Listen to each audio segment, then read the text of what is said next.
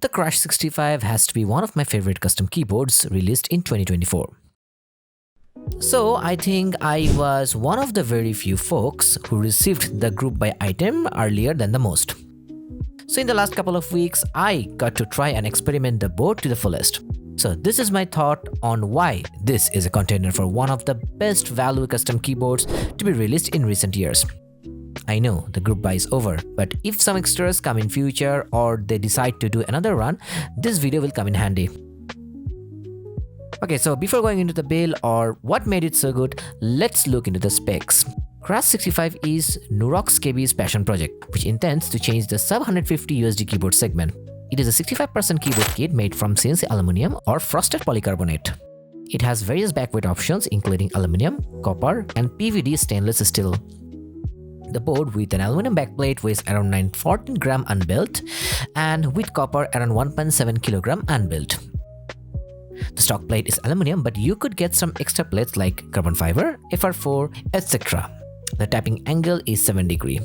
It has the Nurox KB logo imprinted on the front and Krush on the back plate. Overall, it is a beautiful looking board no matter which config you go for. The PCB is a 1.6mm 5-pin hot swap PCB with south-facing orientation, Kailh hot swap sockets, underglow RGB, and without flex cuts. The PCB supports QMK and VIA. The most unique part about this board is the mounting styles. It has two, the top mount and the gummy O-ring gasket. So let me explain these mounting styles for the newbies. The top mount is where the PCB and the plate gets attached to the top frame for a stiff tapping feel and a characteristic resonance. In the gummy O-ring mounting style, an O-ring is wrapped around the PCB and placed in the bottom enclosure. This one gives a bouncy and cushioned tapping feel. These two styles used to be staple in high-end boards. So as you can see, I've went for the polycarbonate case, copper weight and aluminum plate. I've never tried this combo before, and some high-end boards like Singer Unicorn, Moontower View 2 have similar mounting styles and looks. They sounded great, so I wanted to see how much this one can replicate such. Let's go to the build portion now. This footage is from my stream. I stream on YouTube and Facebook. So don't forget to subscribe to my social media handles to get an early access to more such stuff. So as you can see from the unboxing, it only comes in with a case with weight, plate, and gummy O-ring gasket. And there is no foam. This is quite exciting as most budget keyboards these days come with foam and many users prefer a foamy sound from the keyboard. To be fair, the foamless config allows you to explore the full potential of a keyboard.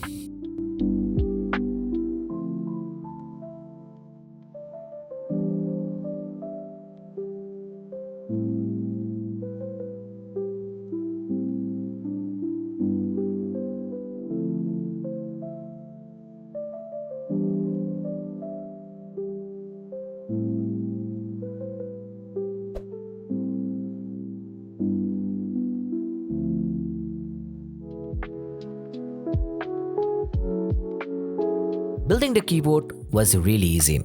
As you can see, the board was already in top mount config. If you want to plan on daily driving it, the rest of the steps are going to be super easy. Otherwise, you will have to remove the aluminum plate from the top case.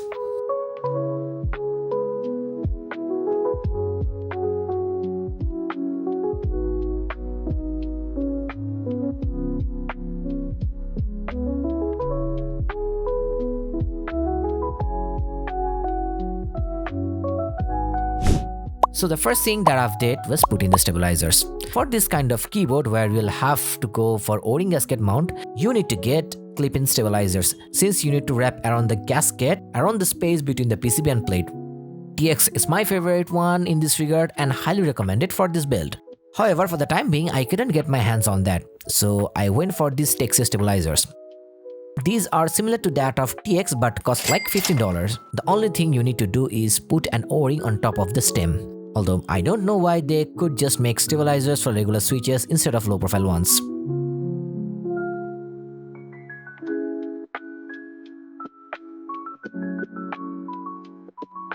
I looped the housing and stem with Krytox 205 grade Zillow and wire with dielectric grace.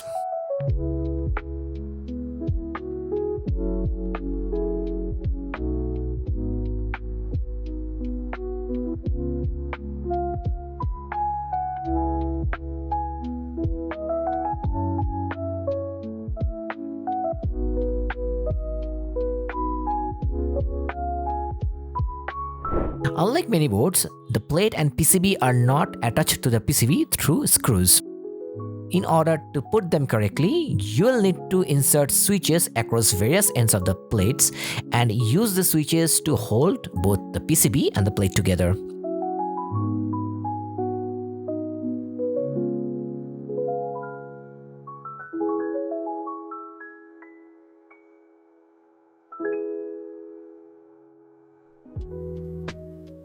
Based on the mounting styles you choose, the assembly method is different. For top mount, attach the plate to the top frame and screw it in.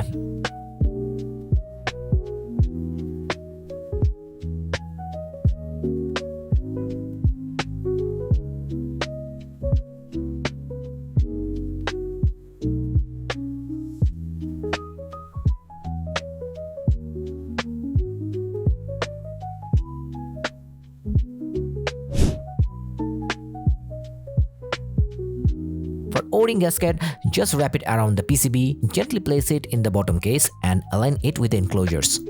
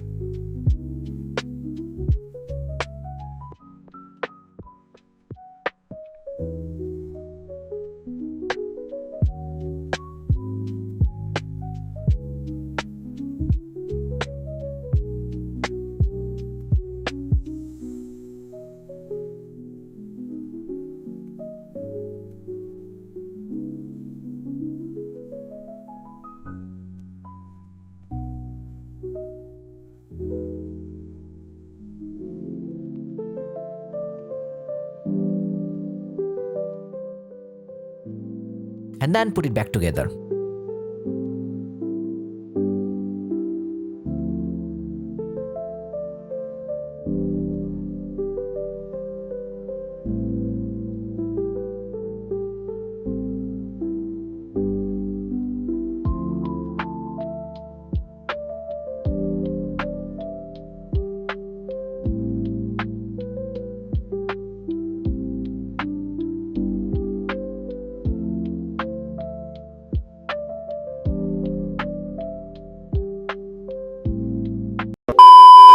For this board, I've tried various switches across both mounting styles and tried to match it with some nice keycap set.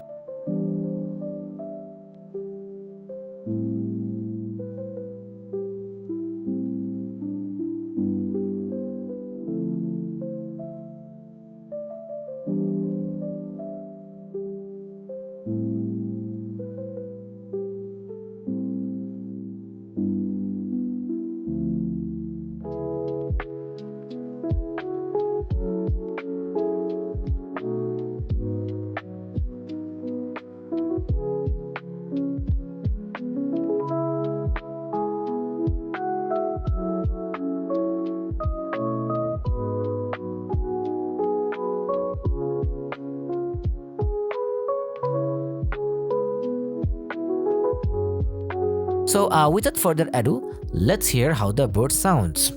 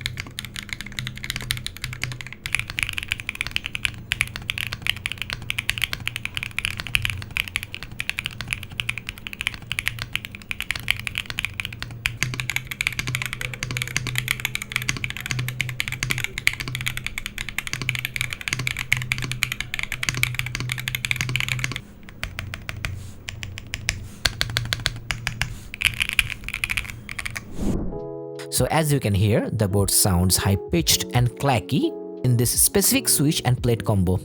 I know they don't sound pleasant like you see in all these ASMR videos. Here's the thing. I use an XLR condenser microphone and no post-process to make sure that you guys have the accurate representation of the sound. As for the sound, I loved it. I love the refined and smooth high-pitched clack with all the switches. Even some of the talkie/poppy switches like Sarokeys Purple Sakura or Leobog Ink Crystal V3 sound high-pitched. And this is solely due to the config with the aluminum plate. So maybe I might try some more plates in the future if they ever come back in stock. I will try to share some thoughts and sound test then. But I think the aluminum plate is a better choice in a configuration like mine or for those who want to achieve a high-pitched sound profile like this. But remember that you have to be very specific with switch choices. This config is absolutely not for you if you don't like high-pitched sound. As expected, the top mount had a stiff fill with the characteristic resonance. Or the O-ring gasket absorbs the reverberation and the resonance, giving the board a refined sound in many switches. I love it when budget boards like this adopt OG and high-end mounting styles like this and let the mass users experience the best of it. One thing for sure, this board is a representation of what foamless config can do to a board that has a solid case. I didn't hear any ping or hollowness. As for the look, man, I love this unique combination of frosted polycarbonate case, copper backweight and RGB underglow diffusing through the case. This is gotta be one of the nicest keyboards I own. Fun fact, this is my 30th custom build of 2024. The board was really easy to build and assemble, and the only thing that took much of the time was tuning the stabs. Now the most important question, how does it compare with the offerings like Neo 65 and LumenKey 65? LumenKey 65 comes in both pre-built and bare-bones variant with a unique gasket mounting style, look, backplate, tri-mud connection and a similar kind of polycarbonate top case variant. It's under $150 as well, and the most important thing, it's in stock. The Neo 65 also boasts a dual mounting style, although it doesn't have the top, with great customizability in terms of colors, weights, plate. They are being fulfilled in weekly intervals, unlike group buy stuff. Both of these have wireless connectivity that Krush doesn't have. Even if we disregard the head-to-head comparison, the main issue would be availability. Krush65 is a group buy item which concluded months ago and the fulfillment has just started. There might be some extras dropping in future I guess, but I don't think Nurox KB will sell it in stock or on a weekly consignment basis like that of Neo. While you would definitely want to buy a piece of work like that, you will unfortunately not get it in stock and eventually will have to resort to the alternatives that are in stock. So yeah, that's the only con. If you're watching at a time when the next batch pre-order is ongoing or the keyboard is in stock, extra sales, don't wait out and pull the trigger. Especially the frosted polycarbonate one, since it's pretty rare stuff and not many keyboards have that in under $200 segment. I love the look of it, the sound of it, and I'm having a great time with it. So I guess now you guys know why I loved it. I hope more boards like this will come in the future. Also, don't forget to support me grow so that rather than covering a keyboard after group buy, I can cover it before it. Thanks for tuning in. Until the next video, goodbye and have a great day.